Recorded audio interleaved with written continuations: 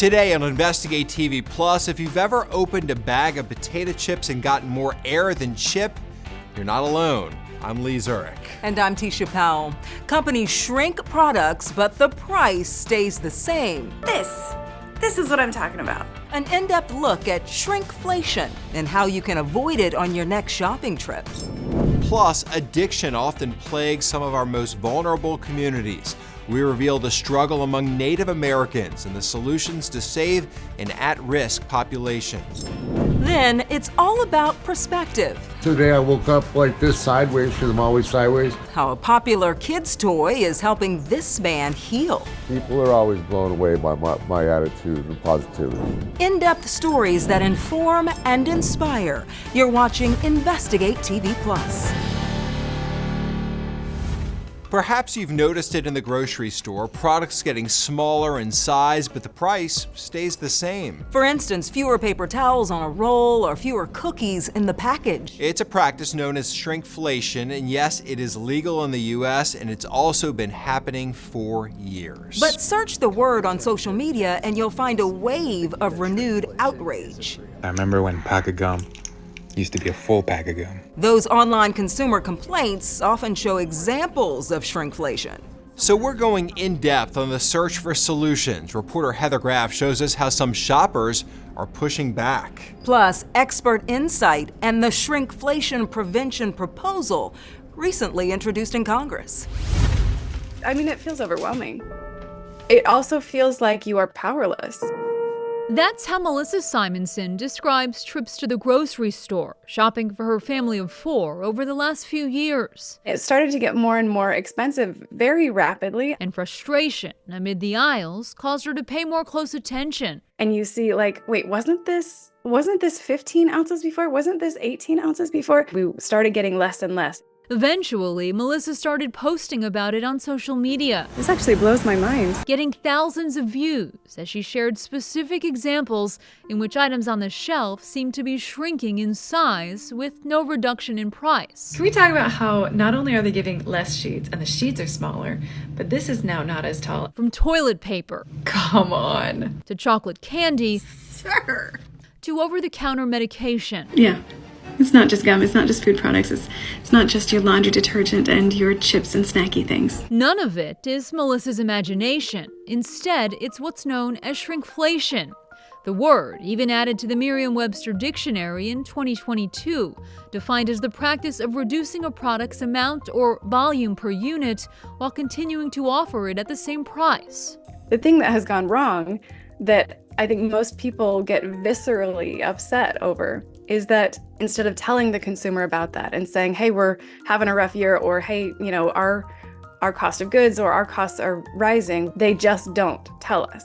And it just feels like companies gaslighting us. And when we spoke to consumer advocate Edgar Dworsky, we feel like we're being cheated. he offered a similar take. So basically, it's just a way for manufacturers to pass on a sneaky price increase to shoppers. And can it be pretty hard to detect? It's hard to detect because companies have become masters at packaging tricks. You know, here's the old package, here's the new package. They look the same, but look at that fine print on there. We're getting 2 ounces less. Dworsky would know because he's been tracking shrinkflation for decades. The recent side-by-side product images you see here, just a few of the many he's highlighted on his website, consumerworld.org. We're all sensitive when a price goes up. We have to be equally sensitive when the quantity inside the package goes down, because it's the same thing. Even the U.S. Bureau of Labor Statistics, in this 2023 write-up, notes that shrinkflation, or downsizing, is sometimes hard to identify because manufacturers employ a variety of means to reduce package size while keeping the same price. BLS data showing that from 2019 to 2023, household paper products saw the largest effect of downsizing, with a nearly 35% price increase per unit, followed by snacks, candy and chewing gum, and household cleaning products. But that same report states that while consumers may notice shrinkflation at the grocery store, it has a very small impact on the overall inflation picture they face. Shrinkflation is a consequence of inflation. It's a symptom. It's not the disease. The disease is inflation. Veronique Desrégis is an economist at George Mason University who has testified before Congress on several occasions. How would you characterize the impact shrinkflation has on consumers? I think for the most part it's a good thing, because if it's a difference between you being able to buy a bag of chips versus not being able to afford it because it's just not worth it, I mean, a lot of people would make that trade-off. And she cautions that if the U.S. were to prohibit shrinkflation, it could come with unintended consequences. Everyone will face higher prices. There will be no way out of facing higher prices for the same amount of stuff. One way or another, you're getting less. Yet on Capitol Hill, Democratic Senator Bob Casey of Pennsylvania says shrinkflation is an issue he hears about constantly from consumers and constituents. I don't think you could go into any grocery store in the country and not have an experience with it to see it up close. Casey blames what he calls corporate greed, and in 2024, he introduced the Shrinkflation Prevention Act. It would direct the Federal Trade Commission to issue regulations establishing shrinkflation as an unfair or deceptive act. And it would authorize both the FTC and state attorneys general to pursue civil actions against corporations that do it. These major corporations are ripping families off. We've got to make sure that the one cop on the beat, this Trade Commission, has the resources it needs to go after these companies hard, hit them hard, and hold them accountable. Meanwhile, the Food Industry Association declined to speak on camera, instead sending InvestigateTV Plus a statement that says in part, external factors like rising energy costs, persistent labor and transportation challenges, extreme weather events, and global conflict have caused an increase in the production cost of food and thus food prices over the last few years. Adding that decisions to change package sizes are based on market conditions as well as extensive data on consumer preferences. This is what I'm talking about. As for this consumer, you get it. Melissa says she'll continue to call out shrinkflation whenever she sees it. It is not okay, and they shouldn't be doing this, and we should say something about it. Melissa is also experimenting with making or even growing some food items at home. And experts say that's certainly one way to combat shrinkflation in stores. Some others, be more conscious about net weight. Look at unit pricing posted on the shelf to determine what product or brand is the best deal. Consider buying the store brand, as they are often the last ones to shrink or change size. You can also take the time to shop around, comparing prices at different retailers, or for instance, online shopping versus shopping in store. And for some items, experts say you can often save money by buying in bulk. Still ahead, a high-pressure situation. How aspiring first responders put their training into practice to help their instructor. Plus, a path to recovery. I'm really, really appreciative and thankful and grateful that nobody gave up on me. How Western medicine and native tradition come together to help heal from addiction. Our in-depth coverage continues. You can get connected to InvestigateTV Plus on all social media platforms.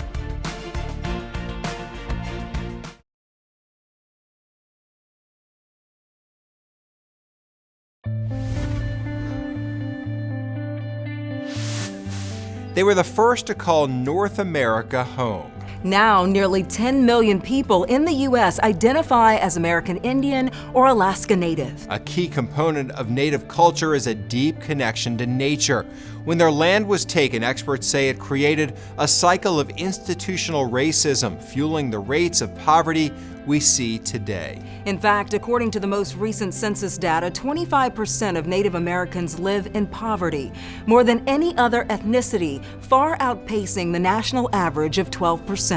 Experts we spoke to say that cycle of poverty created another issue in the Native community: addiction. Two people who faced addiction themselves are now helping others in their community on the path to recovery. Here's how they're tapping into their culture to help people heal. I looked in the mirror and I was sick and tired of waking up sick and tired. Michelle Honani grew up on the Hopi Reservation in northeast Arizona. Her life growing up marked by addiction. Everything bad you can think of. Not taking care of my children, not taking care of cultural duties, not learning cultural duties. You know, we've lost a lot of family members. We've lost a lot of youth. Her experience, like many others. According to this national survey on drug use and health, in 2022, 26% of Native American adults had a substance abuse disorder, compared to the overall population's 18%. Michelle decided she didn't want to be another statistic. What else to do? Got on the bus in Phoenix and rode the bus to Native American Connections, and I walked in, basically told her a story, and that's where I started. January 4th, 2007 was when my last drop of alcohol. She now works at Native American Connections, where she met Alan King. My addiction started when I was a very young age, probably around the age of 10 to 12.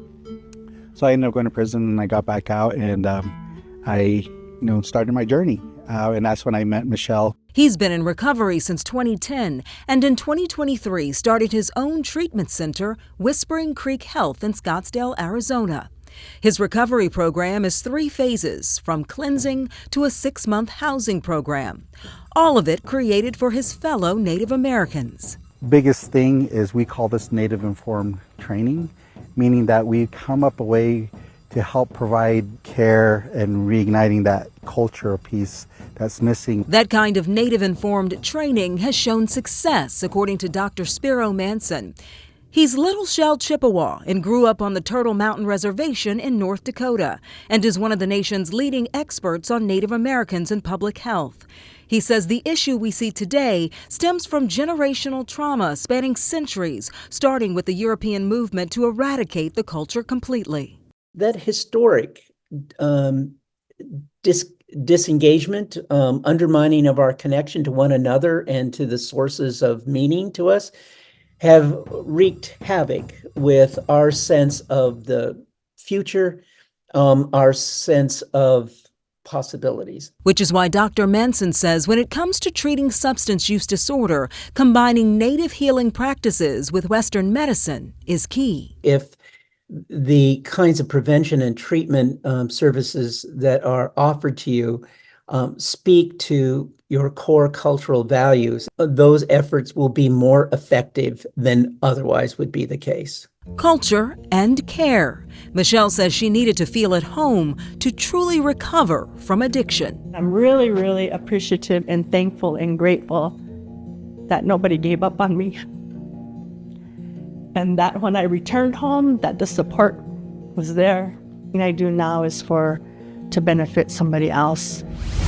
In May of 2024, the Biden administration allocated $63 million to tribal governments to address the opioid epidemic. Dr. Manson says he hopes the federal government will one day mandate Medicaid and Medicare reimbursement for native healing practices. For anyone struggling with addiction, you can contact SAMHSA's national hotline. It's free, confidential, and available 24/7 every day. Just dial 1-800-662-HELP. You can also text your zip code to HELP for you to get resources in your area. Still ahead, a crash left this man paralyzed and locked in place. My brain lives on the side now. Yeah. It doesn't live in its normal spot anymore. How he found motivation and meaning in thousands of Lego bricks. Plus, a textbook example of the right place at the right time. Do I think that they are completely the reason why I'm sitting here today? 100%. How a recent lesson helped these students save their instructor. You can watch Investigate TV Plus anytime streaming online. Get the app for Roku, Amazon Fire TV, and Apple TV. They're free to download.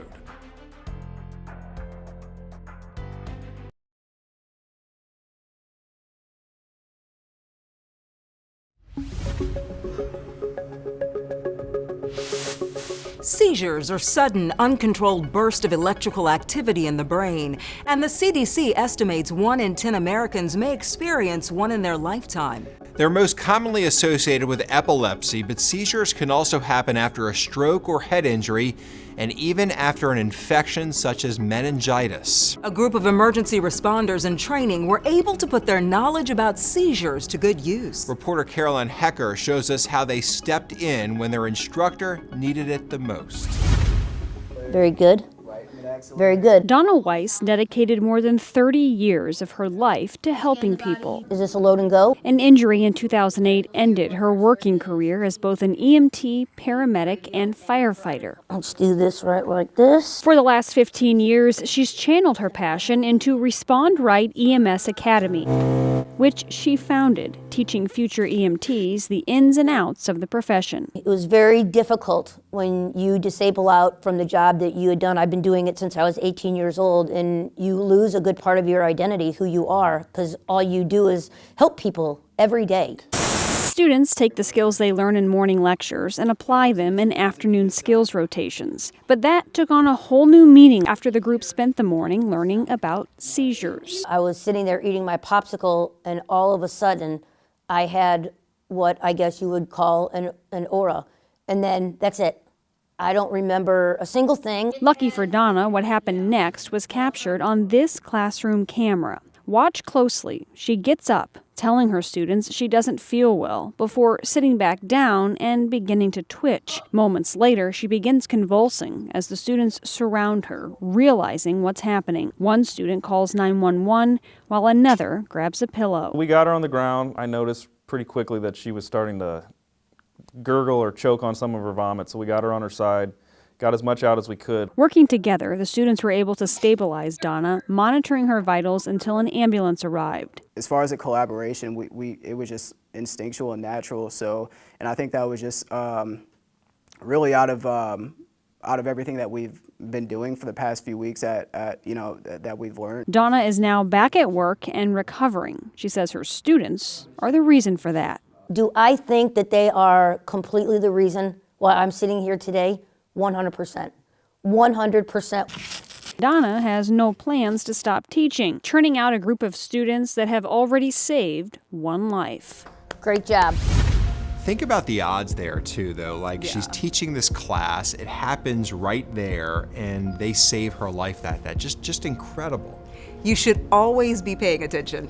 No doubt about that. And they were paying attention, and they knew what to do right away. Very impressive. All right, according to the Mayo Clinic, seizures typically involve temporary confusion, uncontrollable movements, and a loss of consciousness. If you experience someone having a seizure, the CDC recommends you ease the person onto the ground, gently place them in a recovery position, and clear space around to prevent injury.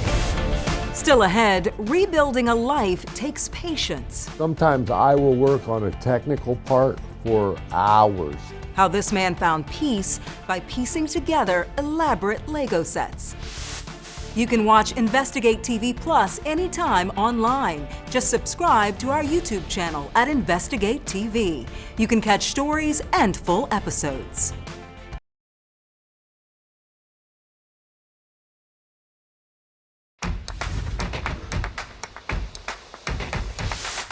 Brick by brick, since 1932, Lego has built an empire. 92 years later, it's the world's most valuable toy brand for the 10th straight year.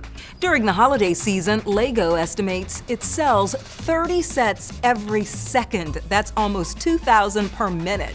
An Alaska man has more Lego sets than most, and they're pretty cool. Reporter Dave Allgood shows us how he's using Lego to rebuild his life after it changed forever. Sometimes life can get a little sideways. I wake up, today I woke up like this sideways because I'm always sideways. And we all say life is about perspective. My whole perspective was my chair was on the floor, which is on the wall. But for Mingo Graham... Well, my brain lives on the side now. Yeah. It doesn't live in its normal spot anymore. How he got this way started out as a mystery. I don't know what happened. I woke up a few months later from my coma at Stanford University. But as reality snapped... I actually have more trouble putting bricks together by hand than by mouth. Back into place, he was on his motorcycle 10 years ago. I hit a phone pole doing 110 miles an hour. Breaking his C6 vertebrae, leaving him paralyzed below the waist and frozen in this position. They're slammed shut and I'm twisted. Now his life is locked in place. And that life can be a bit of a struggle. I don't really want to talk about that. After arriving here at the rehab home here in Anchorage, he didn't come out of his room for 8 months. But when he did, of course everybody shows up when I come through. He pieced together a new life, one brick at a time. I built all this stuff with my finger, my thumb, and my mouth. With only a finger, a thumb, and his mouth, Mingo built all of this. The Millennium Falcon. Perfect. Just look at all these creations, a tiger, Iron Man, praying mantis, these flowers, lots of fast cars, a robot, and a transformer. Sometimes I will work on a technical part for hours. And believe it or not, his first Lego build was That Harley is my first build up there with Groot. just like the motorcycle he was riding that night. It's taken a while for the piece to come. The patience of piecing a life back together. They give me motivation when I'm unmotivated. Life is a galaxy of whys and a tsunami of what-ifs. And you want to talk about life, you're alive still. And like Legos, building back a life for Mingo. This is what you got to do when you're by yourself. You get your grabber and you get your pieces off the floor. Is picking up the pieces and trying to find just the right fit. People are always blown away by my attitude and positivity. So Sideways is a perspective that Mingo has leaned into to get it right. Goodbye, everybody. Nice meeting you. After watching that story, I learned it's all about perspective and how you see things, and he has such a positive attitude. Great attitude, and I mean, look at all that he's built. Those Legos, it's pretty impressive. Yeah. Good stuff. All right. Well, that's going to do it for us on Investigate TV Plus. I'm Tisha Powell. And I'm Lee Zurich. Thanks for watching. Next time on Investigate TV Plus, an oil company's well left a couple's water contaminated. We don't know what we bathed in for years, so it's just really sad and frustrating. Our investigation reveals why taxpayers are often left on the hook to pay for cleanups like this.